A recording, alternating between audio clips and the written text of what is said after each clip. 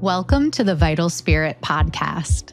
I'm Dr. Kelly Livingston, a naturopathic physician and your guide to a new health reality, one that connects body, mind, and spirit. Together, we'll dive deep into the art and science of holistic healing. Through working with hundreds of women through midlife transitions, I've discovered something profound. Most of our physical and emotional challenges are rooted in a maladaptive stress response. And true healing begins when we regulate our nervous system. Each episode will explore complex health topics in simple, empowering ways, uncover the deeper wisdom within each of us, and share practical tools for nervous system regulation to help you awaken your vital force and create lasting wellness. So, if you're ready to reconnect with yourself, your health, and your purpose, let's begin this journey together so you can experience life more fully human and deeply healed. Hi, and welcome to the Vital Spirit podcast. I'm your host, Dr. Kelly Livingston. And today we're talking about something that I am so passionate about, and our first episode ever touched on this topic somewhat. So there's something that lives underneath every healing journey that I get to witness in my clinic, and it's rarely named, it's often misunderstood, it's certainly maybe not considered by patients when they first start working with me, and yet it's the thing that I'm most passionate about. And I want to name this process specifically today. So today we're talking about awakening. Not spiritual awakening necessarily, definitely not bypassing, not love and light, and not something that requires you to leave your body, your biology, and your life behind. But we are talking about health awakening and what I mean when I talk about a health awakening journey. A health awakening is the moment that you realize the way you've been taught to understand your body, your symptoms, and your healing was incomplete. Sometimes this awakening is gentle. Sometimes it arrives through a health crisis. When I initially have discovery calls with patients, I am very often explaining to them that their call into me, their call for help, for assistance in their health journey is probably the first step in their health awakening. And in midlife, especially during perimenopause and menopause, this awakening becomes almost unavoidable, especially nowadays with everything that's going on in conventional medicine, with the internet and the information that's available to us as women. For many women, it begins quietly. It begins with investigating, with trying to learn if there are answers to their health concerns that don't involve a pill. Maybe it begins with a lab that doesn't make sense, or this nagging feeling that there's something else there, that everything isn't just fine. Maybe it begins with chronic pain that won't go away with an over-the-counter pain medication, or a supplement that isn't working to keep your bowels regular anymore. Maybe it's anxiety or depression that won't resolve despite doing everything right or taking a pill. Maybe it's your body no longer responding to being overridden and silenced. This episode is for you. If you feel like something deeper is happening in your healing, it's for you if you feel disoriented, cracked open, or not the same anymore.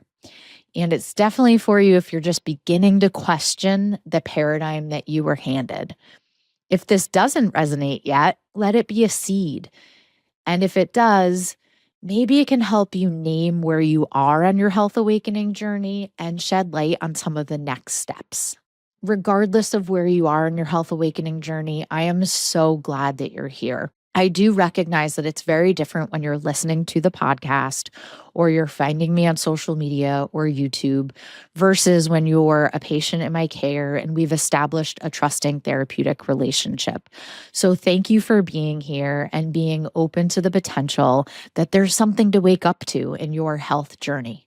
A health awakening is the realization that health is not just symptom suppression. Your body's not broken, and healing is not something done to you, but something that unfolds through you. It's the moment a patient says to me, I didn't realize how much of my understanding of health was programmed by the external environment, or was programmed by my parents or the primary care physician I saw when I was a kid. You see, our understanding of health is programmed by pharmaceutical first thinking, the pill for every ill paradigm, by urgency over wisdom, just wanting to fix it, wanting to get rid of the pain, through outsourcing authority and really only looking to others about our health instead of looking to what we already know to be true, and from disconnecting body, mind, and spirit. And this really does happen through programming, especially societal. A health awakening doesn't reject medicine. I'm not anti emergency medicine. I'm not anti medication when it is necessary, but it really does expand your understanding of it. It recognizes that there are other paradigms of care and that the body has its own intelligence, timing, and language.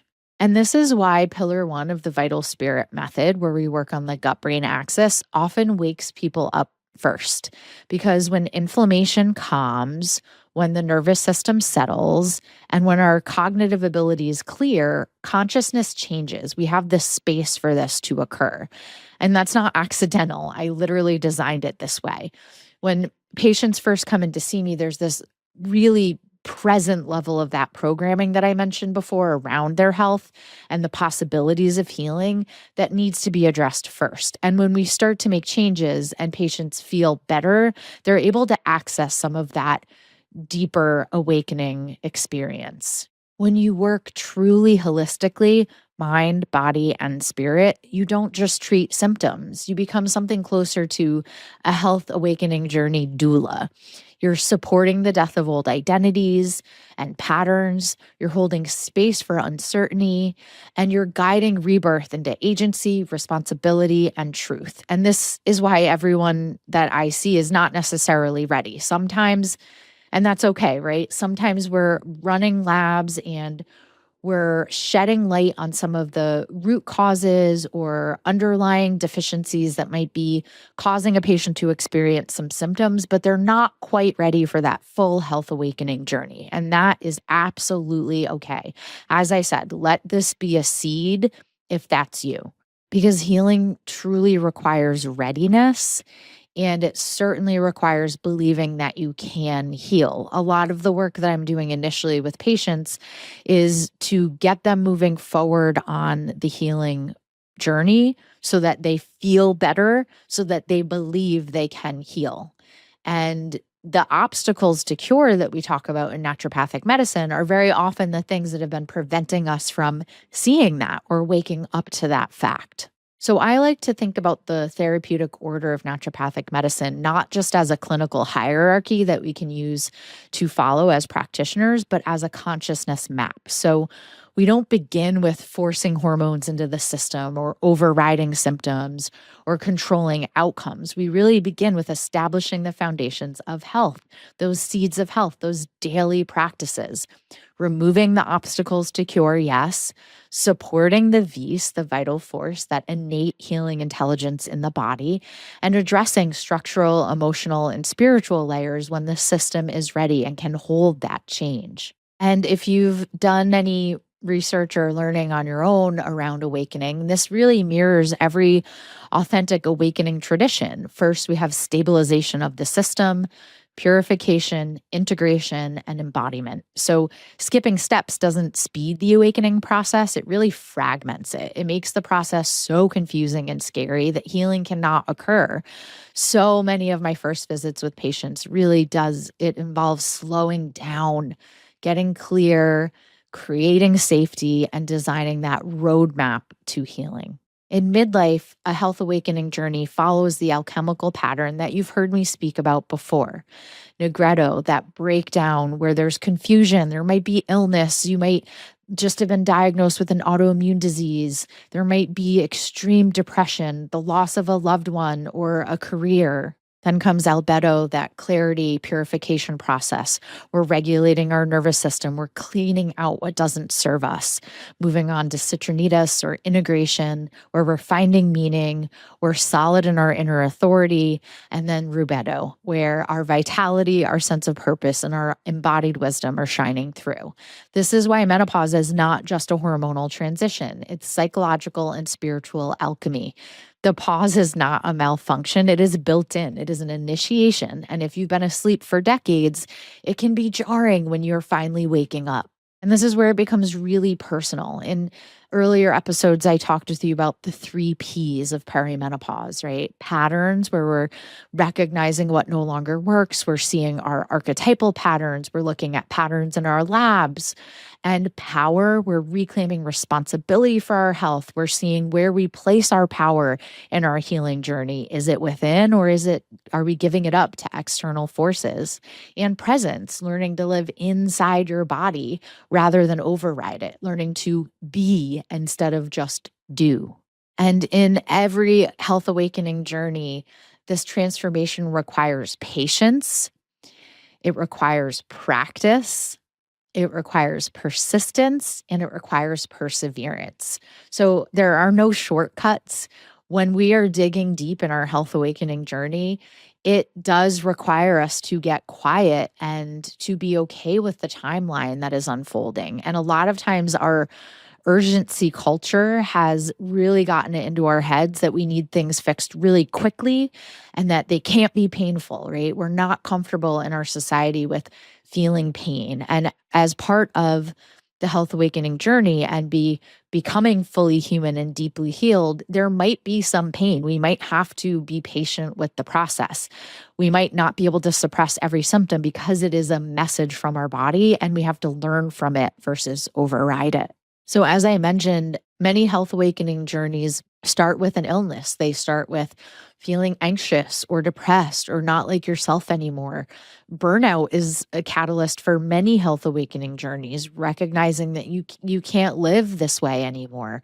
Grief or loss, identity collapse, and it's the moment that you wake up to the matrix and you realize, oh, this isn't just happening to me, something is being revealed. And so many patients will say, in the beginning of this process, well, I don't know why this is happening to me, right? And it's not happening to you, it's happening through you. Some of us have always seen the world this way, and others are seeing it this way for the first time. Neither is better. There's no exact time that your health awakening journey will happen. I can't predict that for you. Anytime that this occurs, it's part of your valid human experience. On the journey to living life fully human and deeply healed, there might be a number of awakenings that you experience. So, what are some signs that you're on a health awakening journey? You might notice a desire for solitude. You might notice that you like to be alone a lot more than you did before. You might notice a deeper connection to nature or feeling more regulated or called to be out in nature. You might start to notice synchronicities or coincidences that really aren't coincidences, but signs. You might see that you have increased intuition, that you're tapping into that inner knowing more frequently, that you're hearing your gut instinct stronger and stronger. You might have some more awareness around your shadow, and you might see some of the patterns that have been keeping you sick. You will likely begin taking responsibility for your own healing, and you might have a desire for freedom and simplicity, and you might start getting rid of things that no longer serve you. You definitely will see some relationships shift, and as you tap into more emotional maturity and discernment, ideally you're having more self-compassion without as much self-abandonment. I do find that on our health awakening journey, we're drawn to meditation, presence, and stillness, although this might not be right at the beginning. And we're certainly attracted more to authenticity and what I call somatic awareness. And yes, physical healing manifests from this. So people might start saying to you, you're changing. And that's not the problem, that's the point. And here's where I want to slow down for a minute because awakening does not always look dramatic in clinic. It doesn't arrive as visions or spiritual language. It arrives sometimes really, really quietly. And a woman might begin on pillar one and gut brain axis work, where she's more focused on blood sugar regulation, on healthy cortisol rhythm, on reducing inflammation, a healthy vagal tone, and she starts to stop overriding and pushing through symptoms. And then she's typically going to say something really subtle, but unmistakable. And the more that I hear this in working with women, the more that I think I need to talk about it. And that's that I'll hear her say, I can see myself more clearly. Not that she was broken, not that she's fixed now, but that she sees herself more clearly. She notices how she abandons herself in relationships. She notices how she's rushing through everything in her daily life. She notices how she's been living in reaction rather than choice and response. This is awakening through the body, through noticing. And in the Vital Spirit method, awakening happens because we don't jump ahead, we don't bypass, we stay with the foundational layers long enough that the nervous system exits this emergency fight or flight mode.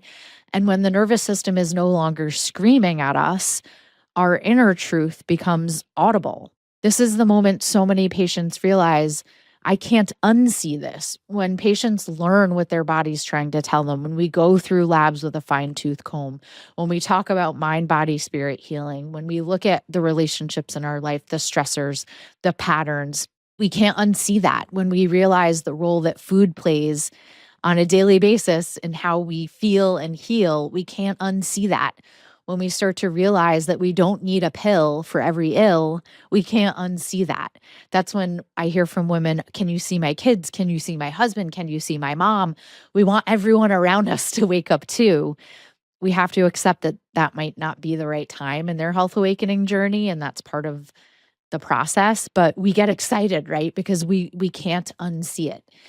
And we can't blame just our hormones. We can't blame just our trauma. We can't blame just our food. It's all connected. It's all participating in this health awakening journey. And so many women I work with begin to see and they sense this participation in their own suffering, not as guilt, but as power. That is the beginning of the awakening. Everything you put in your mouth matters. Every response or reaction to stressors matters. Whether or not you sleep at night matters. It all contributes, right? So let me walk you through a concrete example because I think this might be where this story of awakening becomes more real and grounded. And this is a composite of many women I've worked with, and the details are changed for privacy, but the story might feel really familiar to you. And we'll call her Sarah. Sarah is 44. She's successful, high functioning. She's the one that everyone relies on. And she comes to me exhausted. Not the kind of tired that a good night of sleep is going to fix, but the kind of tired that feels like your life force is leaking out slowly and you don't recognize yourself anymore.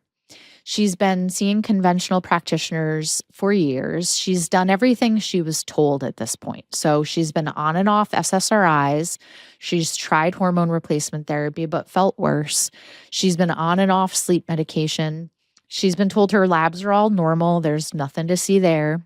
She's been told it's stress.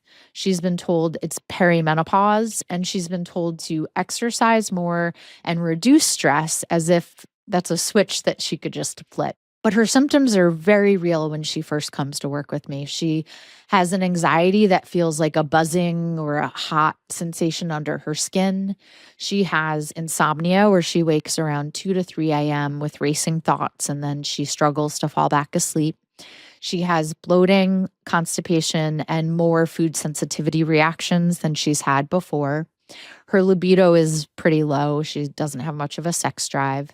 She has afternoon crashes, so she's reaching for caffeine or trying to push through that fatigue. And she has some joint pain and swelling that started to come and go. It was one of the bigger things that prompted her to come in and see me because she was no longer able to work out because of it. And her mood feels flat, dull. She described herself as feeling less alive, less vibrant. And this is really that classic picture of the theme underneath that she just doesn't feel like herself anymore. It's why in a lot of the marketing material that I use for my clinic, I might say for women who don't feel like their self anymore, for women who want to feel like themselves again, only better. I'm sure that this resonates with a lot of you. I'll often hear from women, I feel like I'm living inside someone else's body. And sometimes even I feel like I'm living inside someone else's life. And what she thinks she needs is the next intervention, the next supplement, another specialist, a prescription, a hack.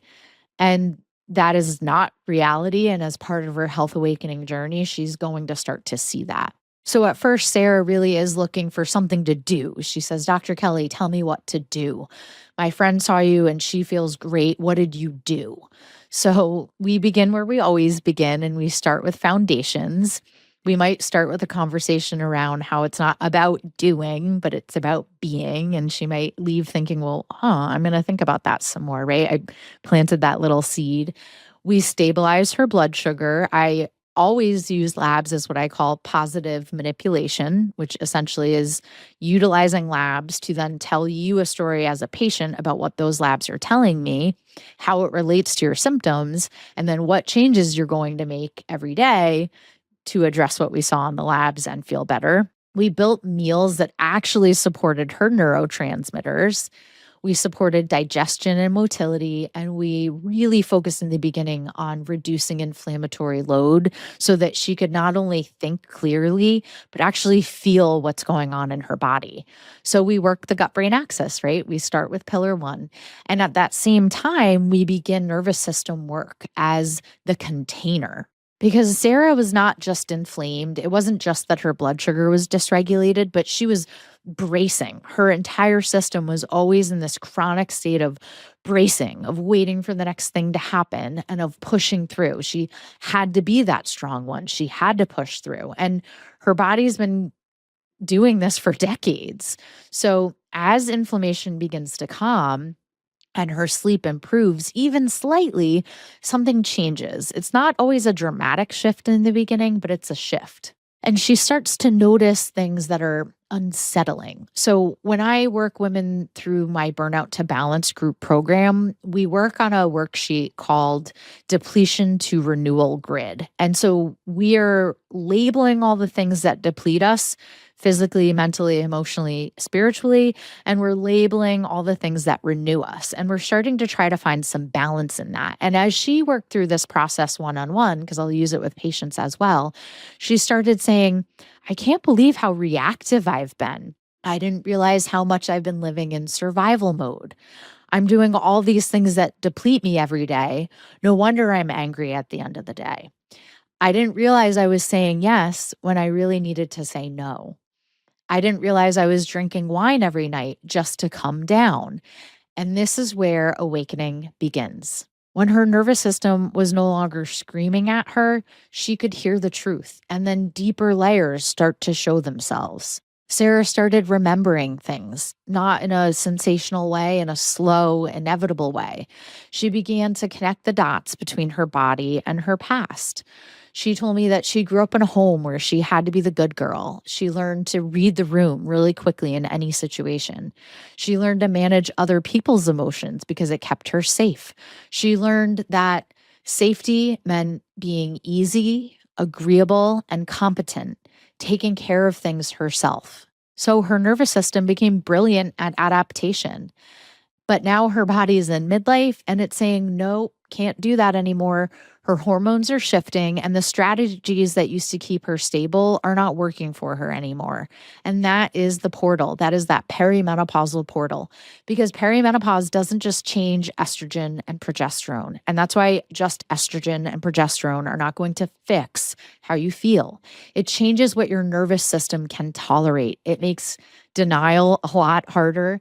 It makes misalignment a lot louder. And it forces the question, what is my body trying to stop me from tolerating? And as Sarah continued her work, gut healing, anti-inflammatory support, sleep regulation, nervous system practices, she starts making changes that scare her. Not because she's impulsive, because she's becoming honest. First, she stops drinking for a while, and her friends give her a hard time. Not maliciously, but that familiar cultural pressure. Oh, come on, just have one. You're no fun anymore. Are you on some health kick? You used to be more relaxed. And this is the part that no one prepares you for. And it's the part that I hold space for a lot with women. When you change, the people who benefited from the old version of you are going to resist it. not because they're bad people, because your awakening holds up a mirror. So Sarah enters what I call the cocoon phase, where it actually is much nicer for her to be alone versus be with others who are trying to sabotage her journey, unbeknownst to them. Again, this is not a conscious thing on their part. They're just commenting on the fact that their friend is different and they might be uncomfortable with those changes because deep down it highlights something in their life that they know they need to change, but they're just not ready yet. So Sarah's still going to work. I will say that very often on this health awakening journey, women realize that their job or their career has been part of the problem. Don't get me started on corporate culture here. She's still parenting, she's still showing up, but internally she's a lot quieter. She's more private. She's less available for the old patterns that weren't serving her. And she definitely starts saying no more. She starts sleeping more, and she starts eating in a way that supports her body instead of punishing it. Sarah really started to notice which conversations would drain her and which relationships would fill her cup, which relationships require her to abandon herself, and which environments were spiking her nervous system and which environments actually felt safe. And eventually, some big truths did start to surface, and she realized that her job was fundamentally misaligned with her health goals and her values, not because she hates work, she's a very hard worker, but because the peace and the politics keep her nervous system in chronic activation. And that is very common. It's a common theme that I hear from women. I also do a lot of work with women around their marriages or their long-term relationships in their lives that are no longer serving them. And that I don't say this lightly. So again, when I'm holding a container for a woman to go through this process, it is a safe space and we are working through these things therapeutically. So I know I'm mentioning these things to you, and I do recommend that you work with someone through them if these resonate. And Sarah really started to realize that one particular relationship in her life was built around her being the one who accommodates, and that wasn't serving her health awakening journey. And this is where many women get scared. This is a scary feeling. This changes a lot sometimes because awakening is not just learning new information. It does often involve losing old identities, and that can feel like grief. It can feel very lonely. It can feel like, if I become who I really am, will I lose my life? Ego dissolution is not for the faint of heart, right? And this is why the cocoon matters, because in the cocoon, you're becoming stable enough to hold these truths. Sarah doesn't blow up her life overnight. She didn't burn everything down. She didn't disrupt relationships and her job immediately, but she started to become more aware. She started to become awake. And Sarah started to do something really important. She made choices every day that were aligned with her health values. She consistently showed up. And over time, she makes changes that look small from the outside, but they're seismic on the inside. She changed her daily schedule and her rhythm. She aligned her circadian rhythm with sunlight. We talked about that in a previous episode. And she boundaried her time a lot more. She definitely stopped people pleasing, especially if it wasn't aligned with her health values. And she got support for some of the trauma layers that we started to work through together. She began to live like her body was no longer an inconvenience or something to quiet, but a compass. And one day she walked into my office and she said, I feel like I'm waking up, like I've been asleep inside my own life. I love when I hear things like that from women. It's why I do this work. That's the moment I want you to understand here. Health awakening isn't just about better digestion or lower inflammation on a lab. It's the emergence of a new relationship with your health reality, a new authority, and a new honesty. It's the emergence of a new self. And yes, it can cost you things, but the cost of staying asleep is even higher. And this is why I'm always careful with quick fixes, because when we truly regulate the system, we don't just change symptoms. We change what the person can tolerate. We change the entire terrain, and that changes everything going forward. You can't unsee it. And this is where I want to be very clear. Awakening is not a peak state. It is disillusionment. It is the falling away of fantasies that someone else will come along and fix you, that healing will return you to who you were, that effort equals worthiness, and that control equals safety. That is a huge one for so many women. We try to control everything around us so that we feel safe instead of working on feeling safe within ourselves so that we don't need to control everything around us. And this is exactly why health awakening often follows illness, burnout, anxiety, or major depression, because those states strip away false supports. You don't awaken because things are going well. You awaken because something stops working, something wakes you up. And here's the part that doesn't get said enough. Awakening often worsens symptoms temporarily, and this is why you need a guide. It's not because you're failing at the journey, but because your body is no longer dissociating from what it's been carrying, and you might be feeling things a lot more. Clinically, I witness this as increased emotional awareness, grief surfacing, fatigue, maybe some old coping strategies surfacing, and intolerance to, let's say, BS, especially your own. You can't tell yourself that things that you just know are no longer good for you are good for you. And this is not regression, but it is integration beginning. So in naturopathic medicine, we often talk about healing, a healing crisis. And with patients, I'll explain there might be this healing crisis on the health awakening journey. Remember, the word healing comes from the root hal, meaning whole, holy, or sacred. And this is what a health awakening ultimately is, a return to wholeness. And not everyone is ready, and that is okay. Readiness is not about being more evolved. Readiness is about capacity. Some people cannot afford to awaken yet, essentially, psychologically, relationally, economically, neurologically, and that is okay. There's no judgment here. I just want to plant seeds of what a health awakening journey even is. Awakening removes numbing. That's not fun for a lot of people. Awakening removes denial. Also not fun. Awakening removes unconscious roles. It actually forces you to recognize some of those unconscious roles and behaviors. And for a lot of people, staying asleep is protective, and that deserves respect. Clinically, I know someone is not ready when they want protocols without self-inquiry. They just want me to fix them. They want certainty rather than relationship. They want to hear me say, I promise you this is going to work, right? They want answers that remove discomfort rather than increase responsibility. And here's the most important truth of this episode, and it's probably the one that's hardest for patients to swallow, especially when they've started on their health awakening journey. And that is that you cannot awaken someone else. You cannot wake them up. You can only regulate yourself and speak truthfully. You can only take care of your health awakening journey, your body, your mind, your spirit, and show them with your actions that it is possible. That is part of helping them awaken, showing them what else is possible as far as health goes, but you cannot wake them up. And this is why I don't chase patients' change. I don't convince patients to do things. This is why I work in a very invitational way. I'm not persuading you. I'm not selling you.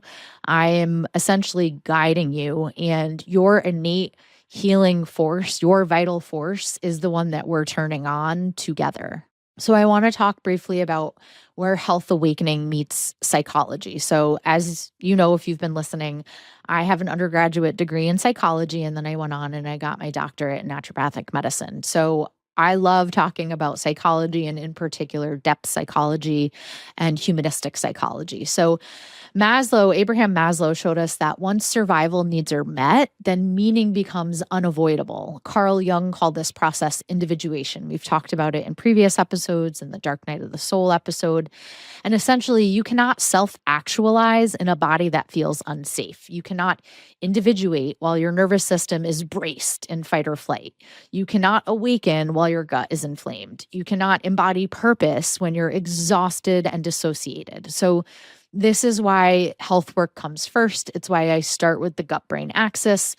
Not because that work is shallow, it's quite deep and foundational, but because it's really the ground upon which consciousness can stand. So I can't ask a patient to do this deeper work when they're not pooping or they're pooping all the time, right? Like we have to have those basic physiological processes optimized. Individuation is the slow, honest becoming of who you actually are rather than who you adapted into. And it's certainly not just who you've been programmed by others to be. And that does require time. It requires self reflection, it requires containment, nervous system safety, and a willingness to disappoint the external world and really stand in who you are and what you know to be true. In his book, A New Earth, Eckhart Tolle writes, as soon as you rise above mere survival, the question of meaning becomes paramount. Your life has an inner purpose and an outer purpose. The inner purpose is to awaken. Awakening is a shift in consciousness in which thinking and awareness separate. And clinically, I see this as noticing a symptom without immediately trying to eliminate it, feeling an emotion without becoming it. We talked all about feelings in my episode with Dr. Rapkin, and sensing a craving without obeying it. So there's space between thought and who you actually are. There's ability to respond versus react. This is why I talk all the time about mindfulness and breath work, because it helps us have this power in presence. And this presence, this consciousness is everything that we're cultivating in a health awakening journey. It's embodied witnessing. So in the body, it might feel like space around sensation, breath returning, choice emerging. When we're noticing even just how our breath is impacted by our emotional states, that is step one in this health awakening journey, in this tapping into presence, into this being rather than doing. And this is why I think nervous system regulation is spiritual work. It's why gut healing opens up not only perception, but it heightens our intuition. And it's why slowing down can feel really terrifying for some people before it feels peaceful and powerful. And I think the part that most people skip is that there's responsibility around this awakening too. Awakening is not freedom from responsibility, it is freedom through responsibility. So once you see, you cannot unknow, you cannot outsource, you cannot return to unconscious patterns without cost. And this health awakening journey matures into discernment, simplicity, integrity, relying on fewer teachers, not more, and embodiment over ideology. So, this is why many awakened people might appear quieter, I would say, more private, less performative. They're not seeking an external identity anymore, they're practicing internal alignment. And this is not the end. The health awakening journey is just the beginning. So, this episode might have unsettled you a little bit, and I think that's good. I think that means you're listening from inside the process versus just turning it off. And maybe it clarified something for you that you couldn't name. Trust that. That's orientation returning, that's coherence coming back online. And if you're not there yet, that's okay. Seeds don't sprout on command. And healing does wake you up, and awakening asks that you stay awake. And remember that the work of a health awakening journey is not about becoming more. It's about becoming more honest, more embodied, more alive, more you. If this planted a seed for you or helped you see your awakening journey in a different light, then please share it with someone else on their health awakening journey, because it's not always easy, and it really does help to have others around you who are on a similar journey. I'll leave you with this.